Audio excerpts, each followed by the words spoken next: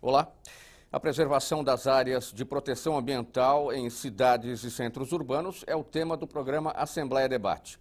Destaque para o projeto de lei apresentado na Assembleia Legislativa, que inclui o rio Jundiaí-Mirim na área de proteção ambiental de Jundiaí. Conheça os nossos convidados. Dr. Antônio Veloso, secretário adjunto de Meio Ambiente do Estado de São Paulo, a educadora ambiental Miriam Duailib, presidente do Instituto Ecoar para a Cidadania, e o deputado Júnior Aprilante, do PSB, que é o autor deste projeto de lei. Muito obrigado pela presença de todos aqui nesse programa Assembleia Debate. Secretário, vamos começar, antes de a gente entrar nessa questão específica do projeto de lei que amplia a APA lá de Jundiaí, vamos falar sobre arcabouço jurídico. O setor, essa área do meio ambiente, é bem servida de leis? É uma torrente de leis. A verdade é que a proteção ela vem da Constituição Federal, passa por uma vasta legislação estadual e muitas leis estaduais e municipais também. Então, é um setor muito regulado e é para especialistas, sem dúvida nenhuma. Começa na Política Nacional de Meio Ambiente. Começa na própria Constituição Federal, que legitima a Política Nacional de Meio Ambiente. E, inclusive, a APA, que é o tema que nós vamos discutir daqui a pouco, ela se encaixa num conceito constitucional de espaços protegidos, que é uma classe na qual se enquadram diversas subclasses, mas ela tem força constitucional e ela está prevista em leis federais e estaduais e municipais. Na sua avaliação, secretário, todas essas normas legais, a sociedade sente que isso chega até ela com efeito prático, com efetividade? Olha, é um desafio a comunicação, sem dúvida nenhuma, porque o trabalho que os órgãos ambientais desenvolvem de fiscalização, de regulação e de licenciamento ambiental é um trabalho muito técnico que visa, aí, então, navegar por esse emaranhado de legislações dos 3 níveis da federação e que tem como resultado final a qualidade do meio ambiente. Então, se a água da sua cidade é uma água de boa qualidade, se os bosques, as florestas, as matas ciliares da sua cidade estão preservadas, é porque os órgãos ambientais estão ali exercendo o seu poder regulatório e fiscalizador. Mas, sem dúvida nenhuma, é um desafio fazer chegar à população uma mensagem simples, uma mensagem bem comunicativa de um trabalho que é essencialmente técnico, né? Esse é um dos nossos desafios. A melhor forma eu creio, de divulgar o trabalho da Secretaria do Meio Ambiente e dos demais órgãos ambientais é exatamente promover o uso das áreas, né? A presença do público nos nossos parques, nas nossas diversas unidades de conservação, ele é muito bem-vindo porque ele também serve a esse propósito de mostrar às pessoas que aquele espaço, que é um espaço que, se não for público, é um espaço dedicado ao público e ele é gerido e mantido muitas vezes com dinheiro que vem do orçamento e, portanto, sai do bolso do povo através dos impostos. É importante o povo ir ao parque e sentir aquele contato com a natureza e acaba levando de volta para casa aquela mensagem de que ele foi, naquele momento, servido pela estrutura do Estado. Miriam, essa dificuldade a qual o secretário se referiu de divulgação, ela de alguma maneira ela também traz dificuldades para a educação ambiental da sociedade?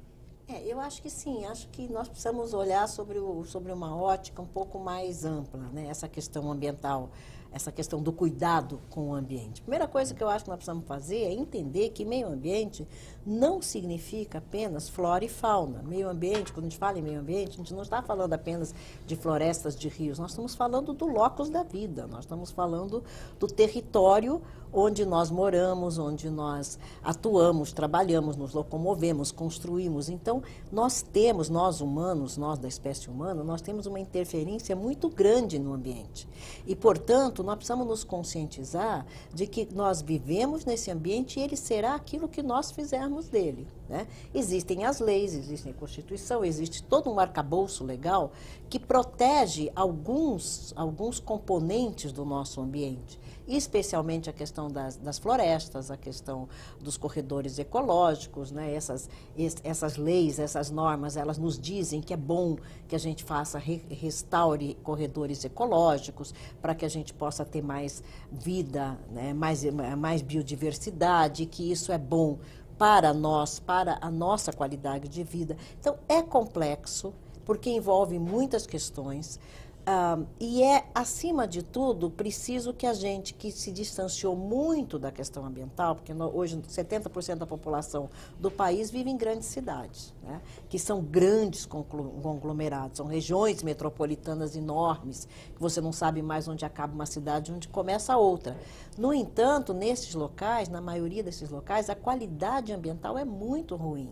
Então, você manter uma área protegida, você trabalhar no restauro de uma bacia hidrográfica, você trabalhar numa recomposição de mata ciliar, que é aquela mata que fica às margens dos rios, não é firula, como tem gente que pensa, né? Tem muita gente, mesmo em governos, mesmo em alguns órgãos de governos de todas as espécies, não estou falando nenhum governo específico, né, mas no nível local, estadual, federal, nas mais diversas épocas, tem muita gente ainda que acha que preservação ambiental é papo de ambientalista, que é muito mais importante você plantar soja até a beira do rio, né? Você desmatar tudo para fazer pecuária, sem saber que os resultados dessa degradação ambiental inferem diretamente no nosso cotidiano, na nossa vida, né? E aí a gente poderia falar de aquecimento global, a gente pode falar de doenças de veiculação hídrica, a gente pode falar das mortes por poluição,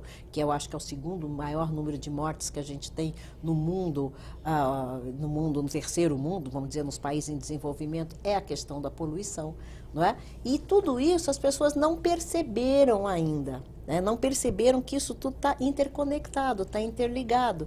Então, todas as vezes que tem um projeto, ou que tem uma secretaria de Estado, ou que tem um deputado fazendo um projeto, uma preservação de uma área, isso é fundamental e a população tem que apoiar. Miriam, você citou o termo firula, você citou o termo, a expressão papo de ambientalista. Tem muita gente até hoje que diz, isso é coisa de gente chata.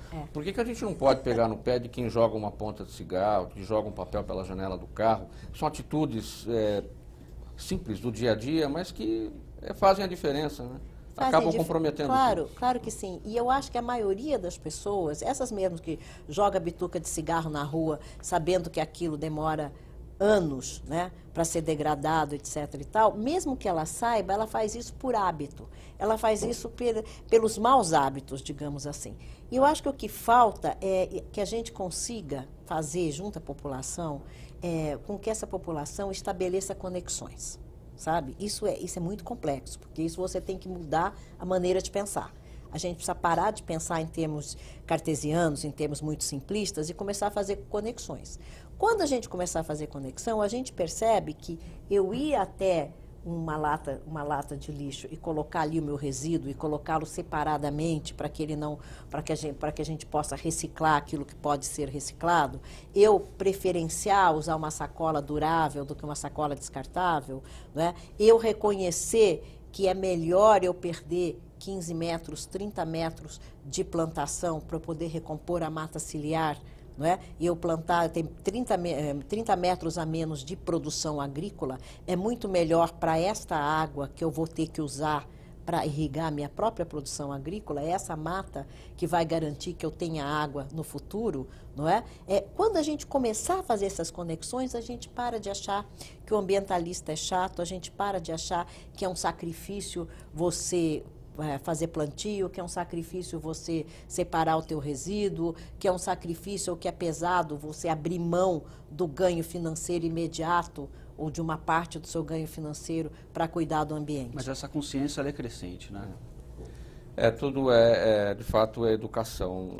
Então, agora, deputado, como é que se sente um legislador que faz o trabalho de normatizar ao ver que essa efetividade da lei na prática não acontece, e não por culpa da lei, a lei está bem estabelecida, está ali no papel, ela só tem que ser seguida. Nós temos que agradecer, primeiro, a presença aí do secretário adjunto do Meio Ambiente, Veloso, obrigado. Obrigado, deputado, uma honra estar aqui com o senhor. Especialista, professora, jornalista, educadora Miriam. Eu acho que a gente está na base, está próximo da população, nós representamos a população, a sociedade, e a gente ouve o que a população quer, o que a população pretende. Temos hoje, na questão ambiental, um ordenamento jurídico vasto, só que talvez isso seja de difícil interpretação, pensando na outra ponta, que é a população. E eu, como deputado estadual, principalmente ali do aglomerado urbano de Jundiaí, de Várzea, que são 7 municípios, quase 800 mil habitantes, me preocupo muito com as questões ambientais.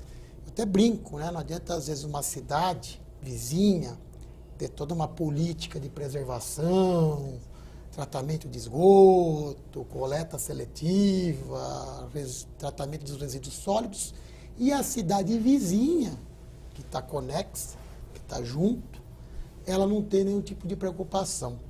Então, dentro desse conhecimento lá da minha base, que é o aglomerado urbano de Jundiaí, eu tive essa iniciativa de fazer esse projeto de lei, ampliando a área de APA, a área de proteção ambiental, que estava restrita à cidade de Jundiaí, que é uma cidade de 400 km², tem a Serra do Japi, que é a maior área de APA, ali 1/3 da área do município, para o município vizinho de Várzea de Campo Limpo.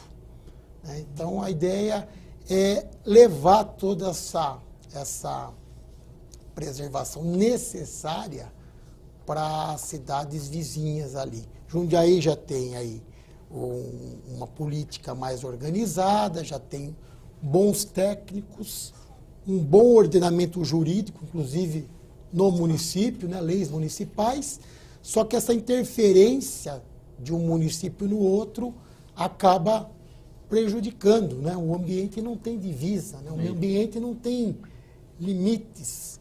Então, um bom exemplo, inclusive, para justificar essa minha iniciativa, até saiu no jornal Estadão semana passada, que é o Rio Jundiaí. O Rio Jundiaí, ele nasce em Mariporã, ele percorre 8 municípios até desembocar no Tietê, em Salto, no município de Salto.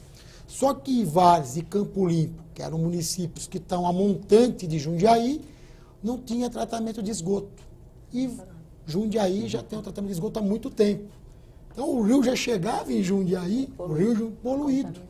Hoje o rio está despoluído, tanto é que nós estamos captando água em Várzea Paulista, a Sabesp, captando água em Várzea Paulista, para abastecimento da cidade de Várzea e também de Campo Limpo.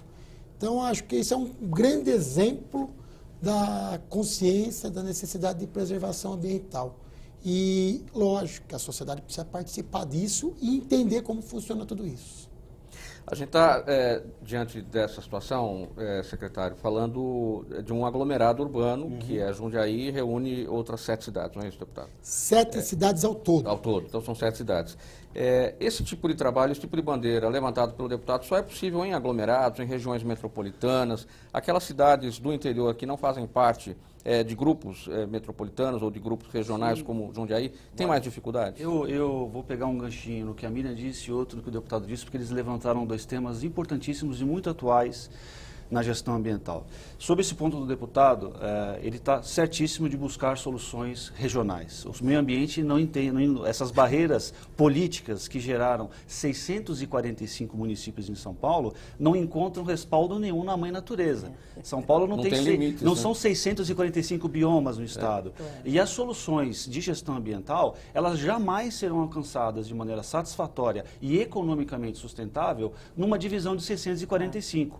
É por isso que hoje nós vimos trabalhando. E por que eu tenho essa visão otimista em relação até ao comentário anterior da Miriam, Mauro? Porque nós estamos num momento em que a sociedade, tanto a sociedade civil quanto as diversas esferas de poder, estão vindo para a Secretaria Estadual do Meio Ambiente com pautas que a Secretaria, respaldada tecnicamente pela CETESB, já bate nessa tecla há muito tempo.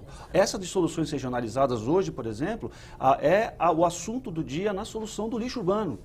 Os municípios estão, que também diz respeito à qualidade da água, né, através da contaminação dos lençóis. Mas nós, há muito tempo que a CETESB fala para os municípios, a solução do lixo urbano não é municipal, ela é uma solução intermunicipal, regional. E hoje, felizmente, o nosso trabalho é muito menos de convencimento dos prefeitos para que eles comprem essa ideia, do que, felizmente, hoje nós já temos diversos grupos de trabalho em andamento, de consórcios que estão sendo formados especificamente para dar a solução do resíduo sólido urbano, o que é realmente muito promissor, nos deixa muito satisfeitos e é uma grande promessa que nós podemos fazer para os nossos filhos e para as futuras gerações. Nós entregaremos para eles um estado com uma qualidade ambiental superior se nós abandonarmos de vez esse modelo arcaico, nunca funcionou, de gestão municipal do lixo. Os municípios, eles têm o peso do serviço de saneamento. É um ônus financeiro pesado nos municípios. A grande verdade é que, quando um prefeito fala, eu não tenho dinheiro para tomar conta do lixo, nós somos sensíveis a essa informação, porque realmente o município está na ponta mais fraca do nosso sistema de distribuição de arrecadação tributária e carrega consigo, além do atendimento imediato no sistema de saúde, também todo o sistema de coleta e destinação do resíduo sólido. É muito pesado. Então, nós do Estado temos a obrigação e o prazer de sentar com os prefeitos, buscar soluções regionalizadas e ajudar com recursos do próprio Estado ou ajudando o Estado e o município a ir à União Federal e até a órgãos internacionais que financiam soluções regionais. Então, isso realmente é muito promissor. Se a gestão do lixo deve ser regionalizada e não deve ser uma questão só municipal, a Política Nacional de Resíduos Sólidos e a estadual não teriam até aqui dado certo por falta dessa regionalização, sem dúvida quando nenhuma. As políticas falam em soluções municipais? Sem dúvida nenhuma. A mesma lei que fala em plano municipal, ela fala que aqueles municípios que se consorciarem para destinar adequadamente o resíduo sólido, eles criam um plano intermunicipal e ficam dispensados de aprovação do plano municipal. Essa é uma técnica, eu repito, Mauro, na qual a CETESB vem batendo há décadas. E hoje, felizmente, hoje nós temos prefeitos amigos dessa ideia. Em São Paulo, a cada visita do secretário Ricardo do Interior do Estado, ele volta com um protocolo de intenções assinado de um novo consórcio que nós ajudamos a formar. Se você me deixar dar mais um ganchinho numa fala anterior da Miriam, Mauro, uma coisa que ela falou, nós em São Paulo temos uma visão também otimista da gestão ambiental quando a gente fala, eu falei agora há pouco do otimismo com os gestores públicos municipais. Agora vamos falar um pouquinho da sociedade civil. Eu agradeço até a TV Aleste, porque na última vez que eu estive aqui, eu divulguei por esse meio de comunicação importantíssimo, um aplicativo que nós lançamos de denúncias de infrações ambientais chamado Denúncia Ambiente. Sim. Ele entrou no ar quando eu lancei ele aqui. E ele explodiu, o número de downloads é imenso e a Polícia Militar Ambiental já realizou diversas operações, até mesmo operações de grande porte, com base em denúncias feitas nesse aplicativo. O que isso mostra? Isso mostra que a sociedade civil ela está engajada na proteção do meio ambiente. Crescentemente, falta, mas a tendência é de melhora. Cada vez mais a sociedade civil leva à Secretaria não só as suas reclamações, mas também as suas contribuições. E isso também tem levado aí num ciclo de perfeito, né, de sociedade civil com o poder público. O programa Município Verde Azul, que é um programa da Secretaria Estadual do Meio Ambiente, mas destinado à capacitação e acompanhamento dos municípios, ele também tem uma adesão crescente de municípios. São 645 municípios no estado. Na última versão do Município Verde Azul, 560 municípios se inscreveram e mais de 110 já se pré-qualificaram na primeira fase. Isso mostra o seguinte, os prefeitos estão cada vez mais sensíveis à pauta ambiental e o motivo disso é um só, a sociedade está cada vez mais sensível à pauta ambiental. Aí, Miriam, a questão da tecnologia e servindo também como o sentido, né, apontando caminhos para a solução, para a obtenção de resultados efetivos trazidos pelas leis, pelas políticas. Né? A tecnologia ajuda muito, né? A tecnologia vem ajudando muito no diagnóstico dos problemas ambientais, né? Hoje você consegue, via satélite, diagnosticar muito mais rápido o que acontece, por exemplo, no interior da Amazônia, o nível do desmatamento. Você consegue tecnologicamente também, você monitorar em tempo real a qualidade de água de uma subbacia, de uma microbacia, né? Então a tecnologia ajuda muito e ajuda, sobretudo, a que a gente possa fazer contato com as pessoas, que essas pessoas tenham uma linha direta com o poder público, não é? E que essas pessoas possam também conversar entre si e se organizar para poder pleitear, para poder defender, para poder lutar por aquilo que está errado e que elas querem consertar. Porque a área ambiental, não tenhamos ilusão, é uma área que tem muito conflito. Vocês sabem Muito. bem disso. Interesses, né? Tem interesses, porque, como eu disse, o ambiente é o território onde você vive, não é? Onde as pessoas estão, e nós temos que compartilhar esse território do planeta, que é um território limitado, finito, né? Nós compartilhamos por 7 bilhões, 100 milhões de pessoas neste planeta para tirar dele tudo que a gente precisa, porque tudo, absolutamente tudo vem da natureza, né? Desde do meu anel, meu casaco, essa cadeira, a água, tudo vem da natureza, alimento, tudo. E nós temos que compartilhar também com as outras espécies, que são fundamentais para a manutenção da nossa e para a nossa qualidade de vida. Então, é uma área de conflito, sem dúvida.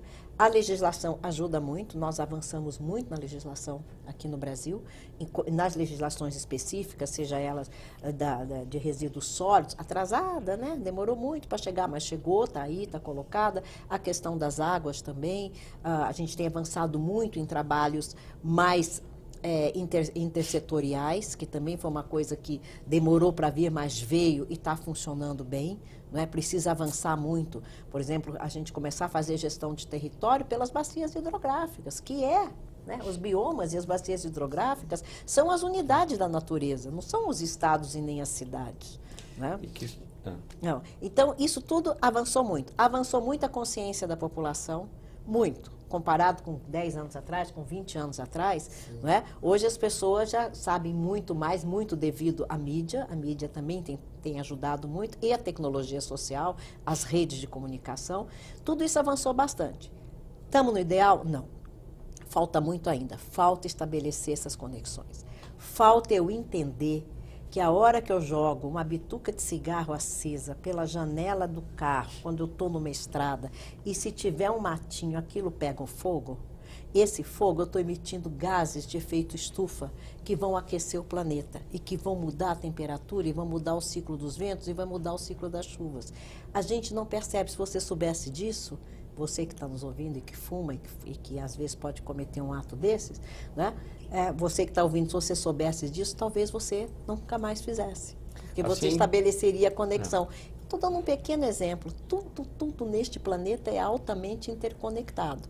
A hora que eu perceber que uma árvore que eu desmato, ou um móveis que eu compro, que eu não checo a origem daquela madeira, ou a carne que eu consumo, que eu não checo se aquele gado vem de área de desmatamento ilegal, eu estou contribuindo para a piora das condições ambientais do planeta. Em relação ao gado, Miriam, muita gente também não sabe que nós temos uma população de gado maior do que a própria população de gente no Brasil, e que isso gasta muita água.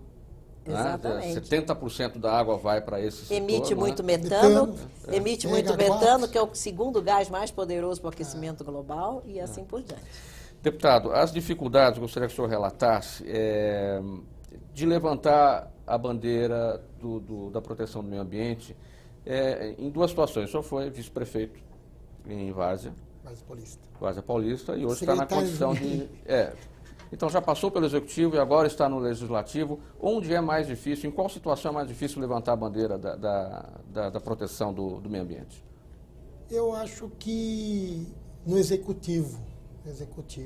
Eu até me recordo quando eu era secretário, que eu peguei uma pessoa descartando os resíduos da construção.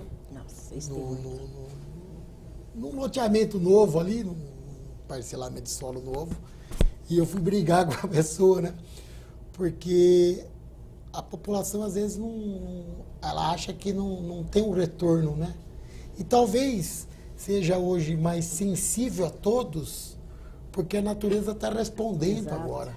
Está ficando complicado. Então, está ficando mais quente, né?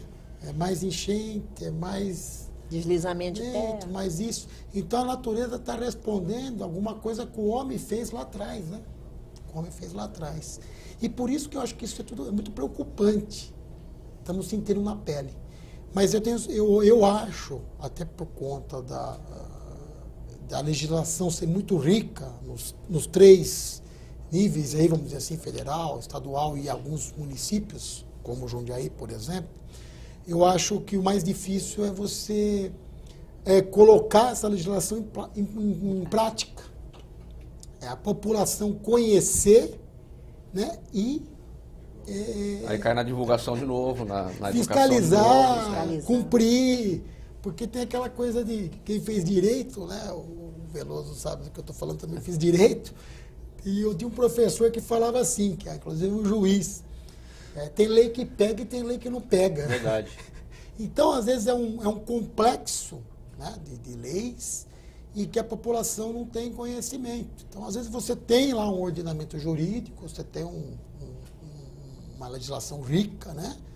Mas você não consegue transformar isso na prática. A lei não pegou, vamos dizer assim, né? Então, eu acho que o mais difícil, no meu entendimento, com essas duas experiências que eu tenho, de legislativo e de executivo, eu acho que o executivo ele é mais difícil. Você está aqui na TV Assembleia SP, este é o programa Assembleia Debate, falando hoje sobre a preservação das áreas de proteção ambiental em cidades e também em centros urbanos. Nós vamos para o intervalo, voltamos em seguida. Até já.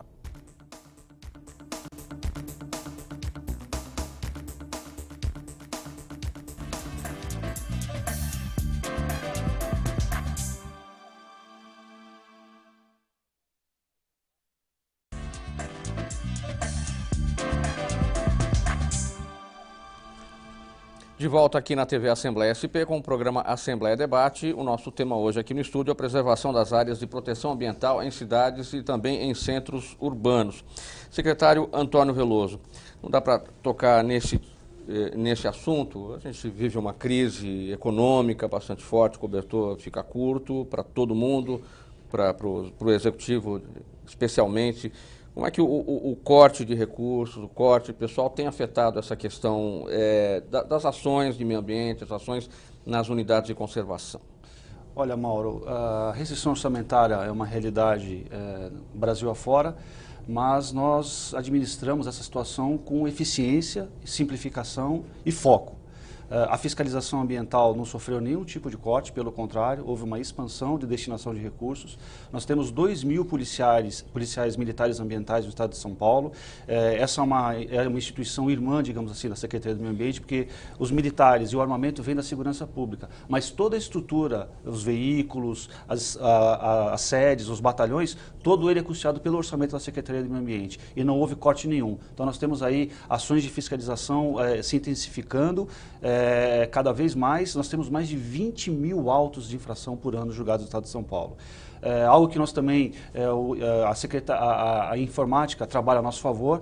Nós adotamos recentemente um programa chamado Programa Papel Zero na Secretaria, que vai levar à digitalização total dos nossos processos administrativos, incluindo esses 20 mil de fiscalização ambiental, mas toda a burocracia de licenciamento ambiental na CETESB. Vamos eliminar o papel, que tem aí um ganho ambiental óbvio pela simples eliminação do papel, mas vai eliminar muito o trâmite burocrático, né? O serviço da Secretaria e da CETESB é descentralizado no Estado. A CETESB tem 45 agências espalhadas pelo Estado e os processos administrativos vão e voltam de Kombi, né? Acho que já foi uma evolução.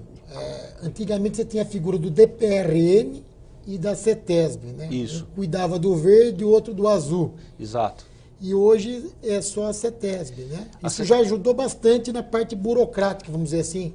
Fora a questão... Sim, mas nós temos, sem dúvida, deputado, mas nós temos na CETESB também essa questão de necessidade de fazer mais com menos, né? E a digitalização e a simplificação estão vindo aí. Algo também importante que vale ressaltar, Mauro, é que muitos processos de licenciamento que são mais simples, que já têm um conhecimento muito acumulado na CETESB sobre o baixo impacto ambiental, eles vão se processar não só no meio exclusivamente eletrônico, mas ele vai ser autodeclaratório. Então o próprio empreendedor vai declarar, vai preencher listas pré-determinadas pela CETESB e vai obter a licença dele automaticamente, o que vai reduzir significativamente o trabalho burocrático da CETESB. E com isso, Mauro, a gente vai fazendo mais com menos. Então, o que eu posso dizer para você é que também em relação a esse tema, eu sou um otimista. O nosso orçamento sofreu um corte do ano passado para cá, sofrerá mais um corte para 2018, mas nós somos parceiros do governo do Estado, vamos dar a nossa contribuição para que o orçamento fique dentro dos limites da lei de responsabilidade fiscal e o serviço público será prestado sem nenhum tipo de anormalidade. Denúncias, secretário, relacionadas ao meio ambiente para a Polícia Militar Ambiental? É 190 também? O nosso sistema é totalmente integrado. O nosso sistema é totalmente integrado. A distribuição interna direciona para órgãos específicos, mas os canais de entrada são múltiplos. O cidadão fala com quem ele quiser. A última novidade é realmente o Denúncia Ambiente, que tem tudo para ser o canal único daqui para frente, porque ele trabalha com telefone celular, que é o instrumento quase universal hoje de todas as gerações. Todo mundo anda com o celular no bolso e ele permite que você faça a denúncia, não só por escrito, né, que é esse meio tradicionalíssimo de se comunicar, mas você pode gravar um vídeo e até fazer um áudio. Então, quando a Polícia Militar Ambiental recebe, pelo canal eletrônico, uma fotografia georreferenciada, porque o telefone permite isso, daquela infração, a fiscalização ambiental sai do batalhão e vai direto para a infração ambiental, sem perder tempo, sem gastar diesel fora, sem causar desgaste e obsolescência nas viaturas, com rondas incertas, né? Então, a tecnologia está ao nosso lado. Mas os meios de comunicação da sociedade com a Secretaria são múltiplos, mas tem essa tendência de unificar no Denúncia Ambiente. Miriam, o que é fundamental para se educar ambientalmente para as práticas de consumo sustentáveis? Olha, eu acho que ou de consumo sustentável, né? Na verdade, eu acho que o que é preciso para que a gente possa educar para a vida no ambiente, para uma vida mais sustentável, nós precisamos todos nos educar. Nós fomos criar, nosso modelo de civilizatório é um modelo civilizatório que foi baseado numa ciência cartesiana, fragmentária, não é? Numa ciência em que separou as disciplinas e que separou o corpo humano em pedacinhos, virou uma coisa de especialista. Se você está com dor no dedinho da mão direita, é um especialista, se é no dedinho da mão esquerda, é outro especialista. Nós saímos do campo, nós saímos do convívio com a natureza, viemos para a cidade e fomos cada vez mais enxergando a nossa vida de forma fragmentada e dissociada da natureza, dissociada das outras espécies, dissociada até mesmo dos nossos pares, dos nossos semelhantes. Tanto que a gente está com essa cultura exacerbada de consumismo e de individualismo, né, causando todos os problemas que vem causando aí na humanidade. Não é um fenômeno brasileiro apenas, é um fenômeno global. Nós precisamos, e isso já está acontecendo, já desde a segunda metade do século XX, já existe uma tendência muito grande para tentar reverter esse modelo de civilização, para mudar aquilo que a gente chama de paradigma, né? Para a gente construir um novo paradigma, onde a gente volte a se sentir parte da natureza. Porque a hora que você se sente parte da natureza, você a compreende e você não mais a destrói, né? Ao contrário, você procura, né, melhorá-la. Você procura restaurar aquilo que nós mesmos destruímos. Nós começamos a perceber que nós precisamos das florestas para ter qualidade de ar. Nós precisamos manter os nossos rios limpos para que a gente possa ter água. Que a gente precisa do clima, a gente precisa manter o clima estável. O sistema climático entrando em estado de caos devido às nossas ações, né, que são predatórias, que a gente está numa civilização predatória. Então a gente começa a mudar isso na medida que a gente vai se conscientizando que o planeta é um sistema finito, então não é mais possível que a gente acredite que os recursos naturais são infinitos, como se acreditava até alguns anos atrás. A ciência hoje nos prova, né, que os recursos naturais são finitos, que os ecossistemas eles têm capacidade de suporte. Eu não posso ir numa floresta e desmatá-la até um nível em que ela nunca mais consiga se regenerar. Isso quer dizer que eu tenho que mantê-la intocada? Não. Eu tenho que conhecer a sua capacidade de suporte, eu tenho que saber como é que eu posso fazer o manejo daquela floresta, como é que eu posso fazer o manejo daquele ecossistema. Hoje a ciência já sabe isso tudo, a gente não precisa, basta ir na internet que você acha isso tudo. Não tem grandes segredos. A tecnologia está nos ajudando a fazer isso que o secretário falou. A cada vez fazer mais com menos. Menos o quê? Não é só menos dinheiro, é menos recursos naturais. Porque a gente não pode mais continuar extraindo os recursos naturais da maneira como a gente extrai. Não é? Por quê? Porque não tem mais. Senão nós vamos condenando os nossos descendentes a não ter o suficiente para ter uma vida simples. Não é verdade? Então, por exemplo, a questão dos resíduos. Não adianta a gente focar só em coleta seletiva, só em reciclagem, só em aterros sanitários. A gente precisa diminuir a geração dos resíduos, porque daqui a pouco não tem mais lugar para colocar e a reciclagem não dá conta de tudo. Então, nós precisamos trabalhar fazer uma educação que seja uma educação ambiental profunda, transformadora, para nos reconhecer como parte do ambiente. Aí tem a força do capital financeiro, não é, Miriam? Tem a força do capital financeiro, é mais difícil de enfrentar. Mas essa, você me permite agora eu te dizer o seguinte, essa que é a grande motivação para a sociedade civil. A sociedade civil que pode mudar isso tudo, porque Concordo. os governos respondem à sociedade. Os governos, aqui o deputado, ele olha para os eleitores dele. Ele quer saber o que os eleitores dele pensam. Se os eleitores dele também, né? começam a pressioná-lo para que ele faça isso ou aquilo, ele vai pensar duas vezes, não é? Ele vai dizer, olha, meus eleitores estão me pressionando, eu preciso, além desse projeto muito legal que eu estou apresentando, eu tenho que apresentar mais 3 esse ano, sugestão, viu, deputado? Mais 3 projetos ambientais esse ano. Ele vai responder. Então, os governos respondem à sociedade. E a sociedade é que precisa tomar esse comando. Ela que tem que se conscientizar, e ela é que tem que denunciar, ela que tem que pressionar o governo. E os governos fazem o quê? Eles fazem as normas, as leis e a fiscalização para que o capital financeiro não abuse.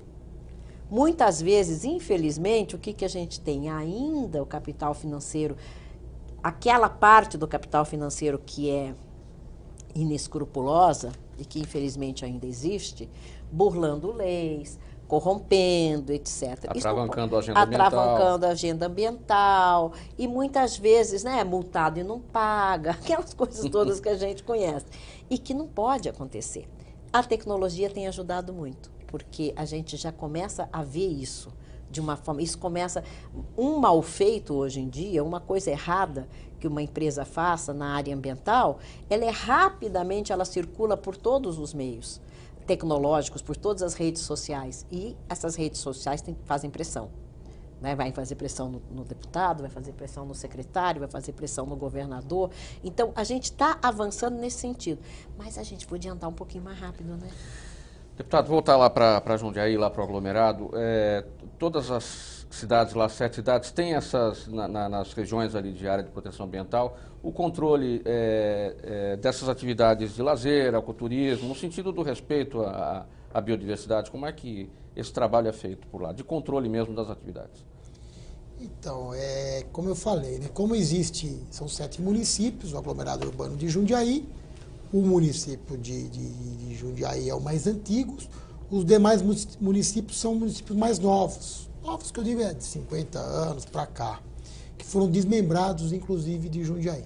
Então, você tem uma dificuldade, às vezes, dessa fiscalização, dessa política de conscientização nos municípios vizinhos, que acabam refletindo no município maior que é Jundiaí. Por isso que a ideia é pensar no aglomerado, é pensar geral.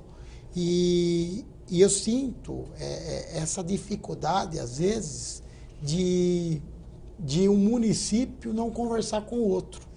E aí que eu acho que eu, como deputado estadual, que não sou deputado estadual de uma cidade, mas os 645 municípios, tenho que tentar fazer essa ponte. Não só na bandeira do meio ambiente, né? Mas nós temos aí mobilidade urbana, nós temos segurança pública, educação e tudo mais. Então a gente sente essa dificuldade de relação entre os municípios. Daí você envolve fiscal, por exemplo, a CETESB, né, que é um órgão de licenciamento, até de fiscalização.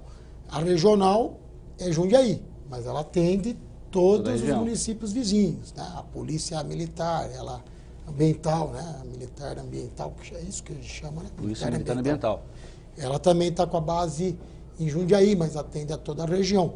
Agora, a tecnologia ajudou bastante a identificar os problemas. E eu costumo dizer, Mauro, até para colaborar um pouquinho com o que os meus parceiros falaram aqui, que o maior fiscal é a própria população. Sem dúvida. É a denúncia, é o próximo. Sem dúvida. Porque o poder público, por mais que ele tenha essa obrigação, ele não consegue atingir, ele não consegue estar próximo ali, né? Então, eu acho que o próximo... Posso pegar um ganchinho, Mauro? Claro. Posso pegar um ganchinho nessa história da população com uma fala anterior da Miriam, que é o seguinte. Os governos são sensíveis à população? Sim. Mas as empresas também são. Sim. O lixo nada mais é do que um subproduto do nosso consumo. O lixo é gerado pelos nossos hábitos de consumo. Eu queria citar um exemplo recente, que é a redução de açúcar.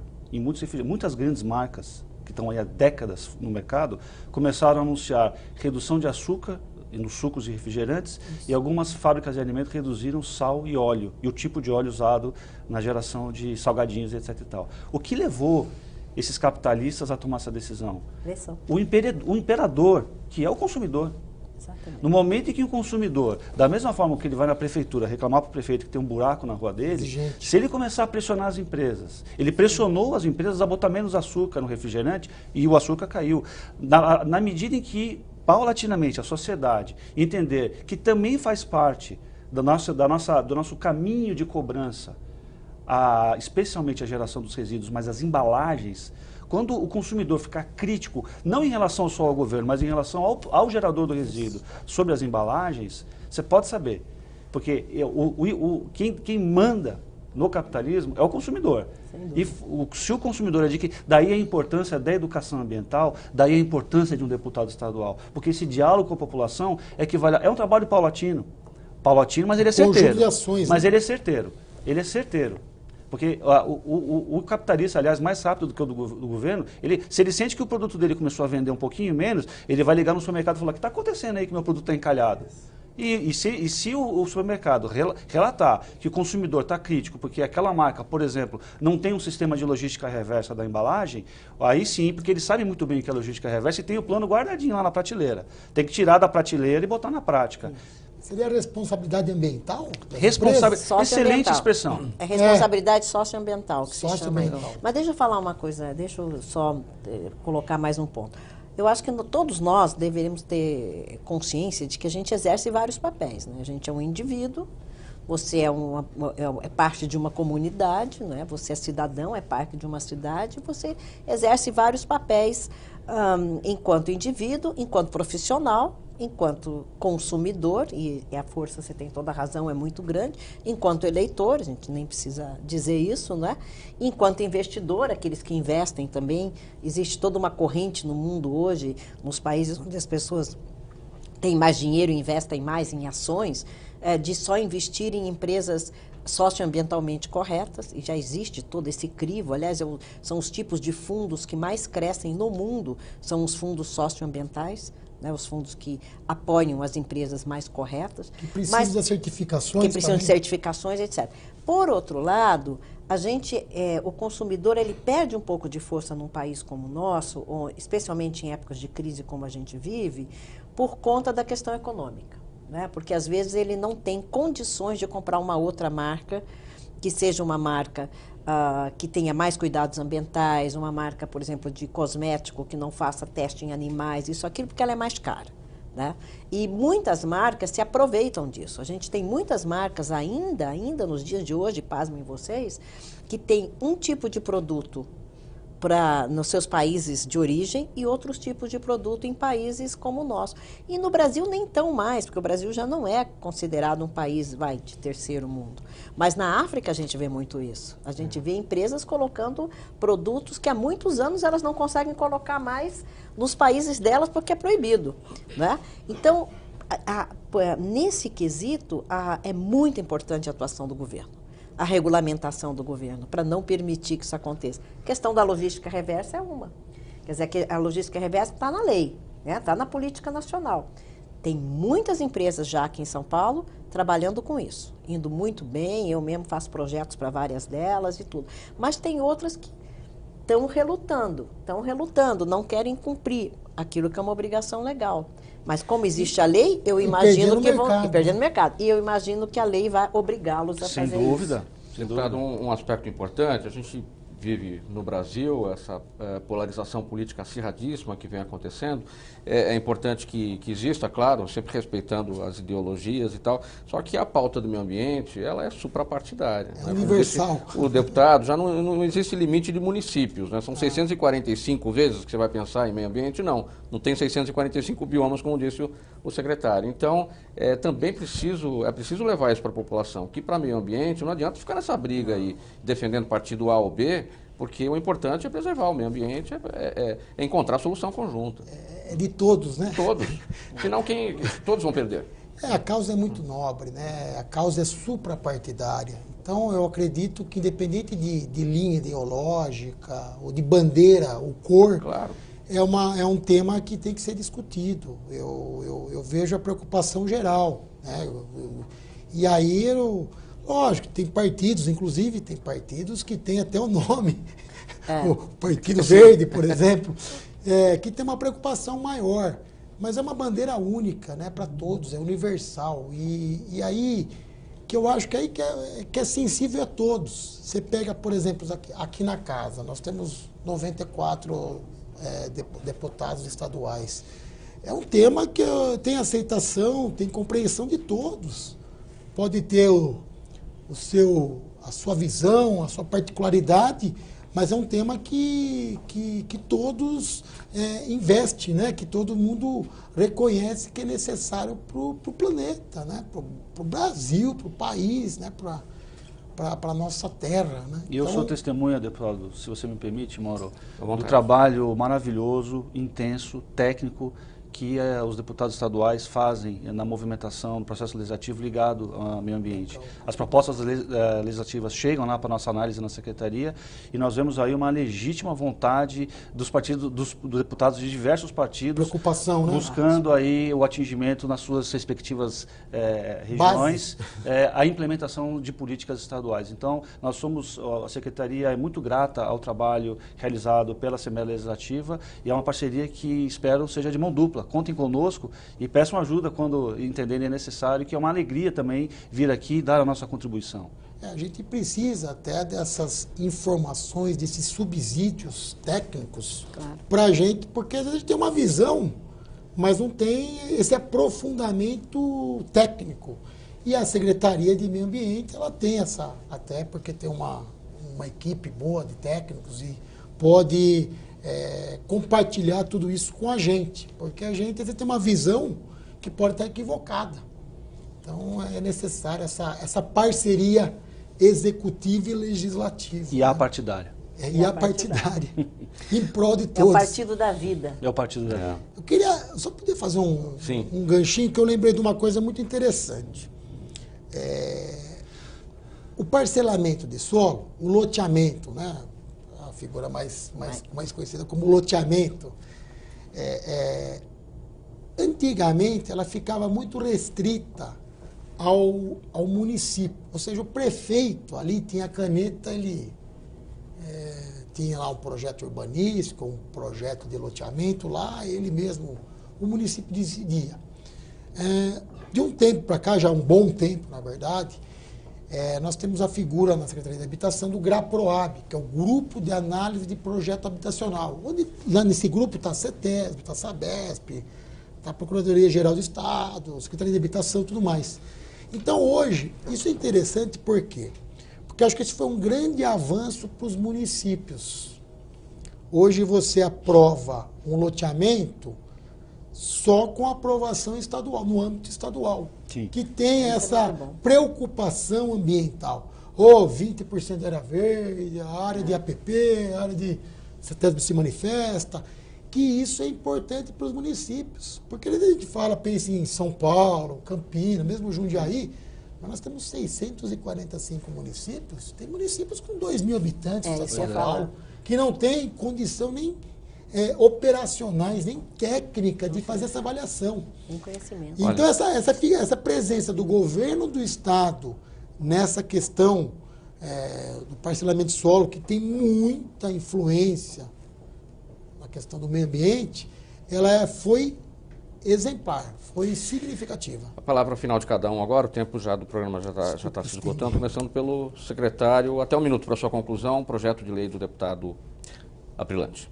Bem, como todo projeto de lei voltado para a preservação do meio ambiente, ele é sempre louvável, será analisado tecnicamente com manifestação da CETESB. As APAs, nós já temos mais de 20 APAs no estado, é um instrumento importante de ocupação do solo urbano, né? São extensas áreas e também existem cuidados para ser tomados para evitar especialmente a sobreposição de legislação, porque a legislação, existem APAs que foram criadas na década de 80, anterior a todo o arcabouço normativo recente aí. Então nós temos aí que tomar muito cuidado para não afã de fazer uma proteção, evitar sobreposição de proteções, que é algo que no licenciamento e na administração depois é uma dor de cabeça tremenda, até para quem propôs a medida. Mas, de qualquer forma, deputado, parabéns pela sua iniciativa e conte conosco para que outras medidas também contem com o respaldo da Secretaria e expandam aí a proteção do meio ambiente do estado de São Paulo. Palavra final, Miriam, bem objetivamente. Agradecer o convite, agradecer a atuação do deputado, cada vez que eu vejo um parlamentar atuando com projetos ambientais bem feitos, bem escritos, a gente fica muito feliz. Parabenizar a Secretaria do Meio Ambiente do Governo do Estado de São Paulo, que faz um belo trabalho, parabenizar você. Obrigado, e Miriam. o seu secretário, e dizer para vocês que estão nos assistindo que cuidar do meio ambiente é cuidar da vida. A gente precisa ter consciência de que quando eu protejo uma floresta, quando eu cuido de um rio, quando eu separo o meu lixo, eu não estou brincando de ser bonzinho. Eu estou cuidando para que esse planeta, que é lindo, que é nosso, que é o único que a gente tem, né? É o nosso lar Terra, é o único, é o nosso último lar, esse planeta continue proporcionando condições boas de vida para a nossa espécie. Sua conclusão, deputado? Bom, agradecer a todos, né, principalmente o Veloso, que é secretário adjunto da Secretaria do Meio Ambiente, a Miriam pelo seu conhecimento, por compartilhar toda a sua experiência comigo, né, com o Mauro aqui. Como apresentador também aprende bastante, né, Mauro? Nossa Senhora. Mas principalmente com a população que nos assiste, né? A população, isso aqui também é uma política educacional. O programa também tem esse objetivo. Mas, por mais que tenha hoje discutindo um projeto de lei de minha autoria, eu acho que é um momento que a gente, especialistas, executivo, legislativo, sociedade civil, tem condição de compartilhar os conhecimentos, as experiências com a população que nos está assistindo. Obrigado. Gostei bastante, deputado. Aprendi bastante. Gostei. Nossa. Gostei mais do que chocolate. Obrigado, minha gente, pela presença nesse programa Assembleia Debate. Falamos hoje aqui sobre a preservação das áreas de proteção ambiental em cidades e também nos centros urbanos. Obrigado a você que nos acompanhou. Fale-me sobre esse programa na rede social, no endereço que aparece aí no seu vídeo. Tchau, até o próximo tema.